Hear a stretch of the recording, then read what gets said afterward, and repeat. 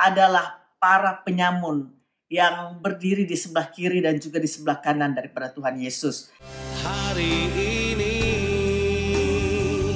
ku bersyukur merasakan kasih setiamu. Shalom saudara, selamat pagi. Kita ketemu kembali pagi ini dalam Morning Devotion. Selamat pagi saudara-saudara, apa kabar? Kita akan baca firman Tuhan dari Markus pasal yang ke-15 ayat 20 sampai 32. Demikian firman Tuhan. Sesudah mengolok-olokkan dia, mereka menanggalkan jubah ungu itu daripadanya dan mengenakan pula pakaiannya kepadanya. Kemudian Yesus dibawa keluar untuk disalibkan. Pada waktu itu lewat seorang yang bernama Simon, orang Kirene, ayah Alexander dan Rufus, yang baru datang dari luar kota. Dan orang itu mereka paksa untuk memikul salib Yesus. Mereka membawa Yesus ke tempat yang bernama Golgota, yang berarti tempat tengkorak. Lalu mereka memberi anggur bercampur mur kepadanya, tetapi ia menolaknya. Kemudian mereka menyalibkan dia, lalu mereka membagi pakaiannya dengan membuang undi atasnya untuk menentukan bagian masing-masing. Hari jam 9 ketika ia disalibkan. Dan alasan mengapa ia dihukum begitu pada tulisan yang terpasang di situ, Raja orang Yahudi. Bersama dengan dia disalibkan dua orang penyamun, seorang di sebelah kanan dan yang seorang di sebelah kirinya. Demikian genaplah nas Alkitab yang berbunyi, ia akan terhitung di antara orang-orang durhaka.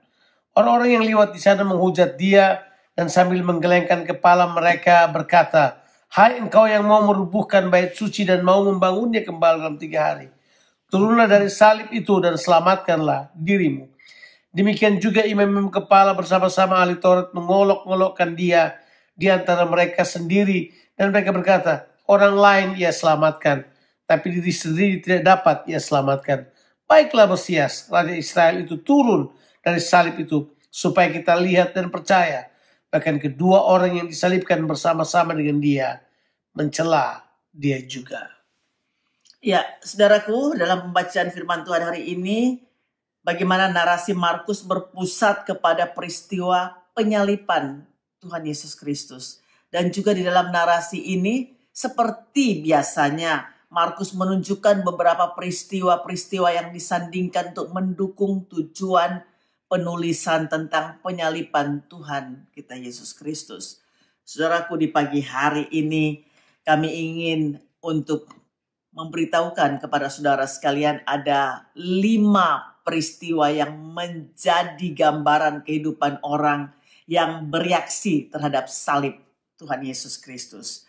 Peristiwa yang pertama, saudara, adalah seorang yang bernama Simon dari Kirene. Dia adalah ayah dari Alexander dan Rufus, di mana dia baru saja tiba dari Yerusalem dan dia dipaksa untuk memikul salib Yesus. Ini menggambarkan, saudara, banyaknya orang yang memikul salib dengan terpaksa. Yaitu mereka mengeluh tentang salib yang mereka pikul. Karena memang mereka memikul salib itu, saya mengulang lagi katakan, dengan terpaksa. Kenapa? Karena pada satu titik mereka harus mengembalikan salib itu kepada Tuhan Yesus. Nah saudara, Yesus dibawa keluar ke suatu tempat yang bernama Bukit Tengkorak, atau yang kita kenal dengan nama Golgota. Itu dituliskan, kalau saudara baca di Alkitab saudara, dituliskan di ayatnya yang ke-22.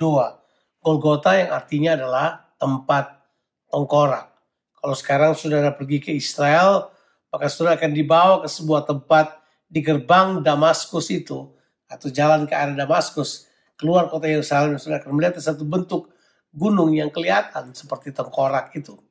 Nah, di situ kemudian muncullah peristiwa yang kedua, yaitu bagaimana para serdadu-serdadu atau orang-orang ini, tentara-tentara Romawi, bereaksi terhadap salib Kristus. Kalau saudara baca di dalam ayatnya yang ke-23 sampai ayatnya yang seterusnya, saudara akan menemukan di situ bahwa orang-orang ini kemudian memberi anggur bercampur mur kepadanya, tapi ia menolaknya. Kemudian mereka menyalibkan dia, lalu membagi-bagikan pakaiannya dengan membuang undi atasnya untuk menentukan bagian mereka masing-masing. Ada orang yang di sekitar salib. Mereka memakai salib untuk jalan, untuk menarik keuntungan buat diri sendiri. Dan ini terjadi. Banyak pemberitaan salib masa kini jadikan alat untuk menguntungkan diri sendiri. Paulus telah mengatakan hal tersebut ketika dia berkata di Filipi pasalnya yang ketiga. Kalau sudah baca ayat 17 dan seterusnya. Mereka berkata orang-orang ini menjadikan pemberitaan salib sebagai cara untuk mendapatkan keuntungan. Ya, saudaraku, pada kelompok yang berikutnya atau kelompok yang ketiga, saudara, adalah para penyamun yang berdiri di sebelah kiri dan juga di sebelah kanan daripada Tuhan Yesus. Saudara, mereka juga ada di salib karena hukuman yang harus mereka tanggung karena kejahatan mereka. Saudara, mereka ada di sana karena memang mereka itu penjahat-penjahat. Mereka itu penjahat sama juga seperti kita.